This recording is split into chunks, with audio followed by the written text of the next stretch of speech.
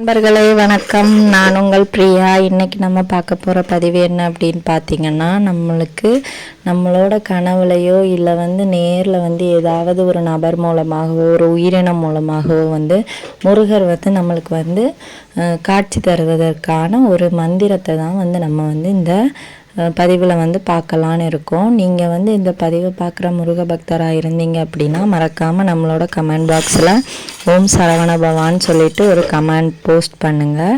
கண்டிப்பாக முருகனை நம்பினீங்க அப்படின்னா உங்களுக்கு இந்த பதிவு ரொம்பவும் உபயோகமாக இருக்கும். அது என்ன பதிவு அப்படின்னு சொல்லிட்டு நம்ம பார்க்கலாம். இந்த மந்திரத்தை நம்ம சொல்கிறதுக்கு முன்னாடி இது எந்த நேரத்தில் சொல்லணும் அப்படின்னு பார்த்தீங்கன்னா, உங்களுக்கு எப்போ தோணினாலும் சொல்லலாம். கூடுதலும் நீங்கள் தூங்குறதுக்கு முன்னாடி சொல்லிட்டு படுத்தீங்க அப்படின்னா கண்டிப்பாக கனவுலையாவது முருகர் ஏதாவது ஒரு வடிவத்தில் நம்மளுக்கு காட்சி தருவார் அப்படின்னு சொல்லப்படுது. முருகரை நம்பணும் அப்படின்னா என்றைக்குமே அவர் நம்மளை கைவிட மாட்டார். அதனோட அர்த்தத்தையும் இந்த பாடல் நம்மளுக்கு குறிக்குது. இந்த பாடல் நம்ம அருணகிரிநாதர் அவர்கள் இயற்றிய பாடல் தான். இது கந்தர் அலங்காரத்தில் 38வது பாடல்களாக இது வருது. ஸோ இந்த பாடலை நம்ம பாடும்போது நம்மளோட வாழ்க்கையில் வரக்கூடிய சகல விதமான கஷ்டங்களும் தோஷங்களும் கவலைகளும் எல்லாமே நீங்குமா. அப்புறம் கணவன் மனைவிக்குள்ள பிரச்சனை இருக்குது, திருமணமாகாமல் தடையாக இருக்குது, குழந்தை இல்லாமல் இருக்கீங்க, இப்படி சகல விதமான பிரச்சனைகளுக்கும் ஒரே தீர்வை தரக்கூடியது இந்த பாடலோட வரிகள். அதில் எல்லாமே சொல்லப்பட்டிருக்கு. நம்மளுக்கு ஒரு கஷ்டகாலம் வருது அப்படின்னா நம்ம என்ன சொல்லுவோம், நம்மளுக்கு டைம் சரியில்லை, எனக்கு நேரமே சரியில்லை அப்படிதான் சொல்லுவோம். ஸோ அதெல்லாம் குறிக்கக்கூடிய ஒரு விதமாக தான் இந்த பாடலோட ஒவ்வொரு வரிகளுமே இருக்குது. நம்மளுக்கு ஒவ்வொரு பிரச்சனைகள் வரும்போதும் ஒவ்வொரு விதமான நம்ம இதை சொல்லுவோம். இந்த நாளை சொல்லுவோம், இன்னைக்கு எனக்கு நாளே சரியில்லை, யாருக்கு மூஞ்சில் முழிச்சுனோ அதுவும் சரியில்லை, அப்படியெல்லாம் நம்ம சொல்லுவோம். ஸோ அதெல்லாம் பற்றின பாடல்கள் தான் இந்த பாட்டில் ஒவ்வொரு வரியிலையும் வருது. என்னதான் எது நம்மளை என்ன செஞ்சாலுமே நம்மளோட முருகர் எப்பவுமே நம்மளுக்கு துணையாக தான் இருப்பார். அவரோட 6 முகமும் 6 அவரோட வேலும் நம்மளுக்கு எப்பவுமே துணையாக இருக்குமா. இந்த பாடலை படிக்கும்போது கட்டாயமாக முருகர் நம்ம கண்முன்னே தோன்றுவார்னு சொல்லப்படுது.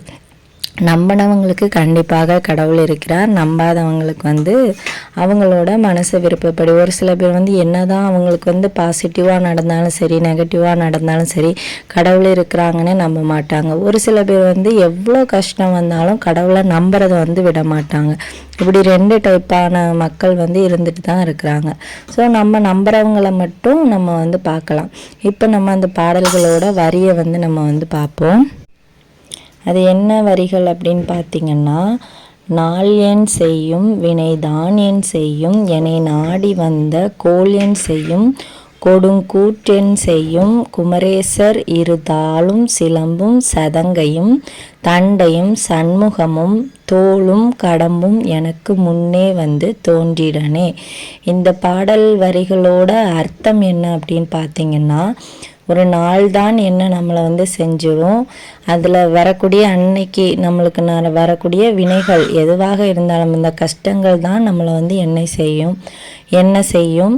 அப்புறம் நம்மளை நாடி வந்த கோள் எண் செய்யும். நம்மளுக்கு அந்த கிரகங்கள் சரியாக இருந்தால் தான் நம்மளுக்கு அந்த நாளே நல்லாயிருக்கும். நாள் அந்த வருடம் எல்லாமே இந்த கிரகங்களின் அடிப்படையில் தான் நம்மளுக்கு அமைஞ்சிருக்கு.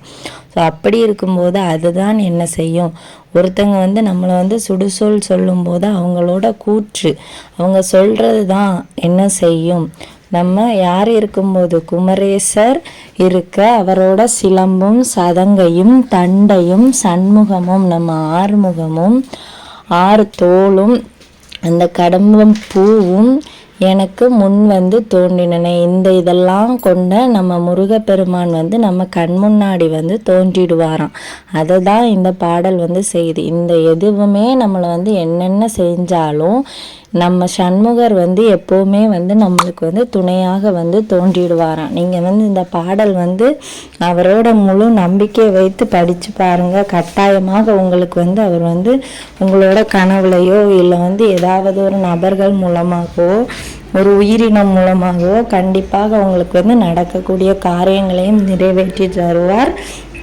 அதே வேளையில் வந்து அவர் வந்து உங்களுக்கு வந்து கரெக்டாக கனவுலையும் தோன்றுவார். ஏதாவது உங்களுக்கு வந்து நல்ல விஷயம் நடக்கணுமா, கெட்ட விஷயம் நடக்க போகுதா, எல்லாமே வந்து உங்களுக்கு வந்து உணர்த்தி காட்டுவார். கண்டிப்பாக முருகனை நம்புங்க. அவர் வந்து நம்பினவங்கள வாழ்க்கையில் வந்து என்றைக்குமே கைவிட்டது கிடையாது.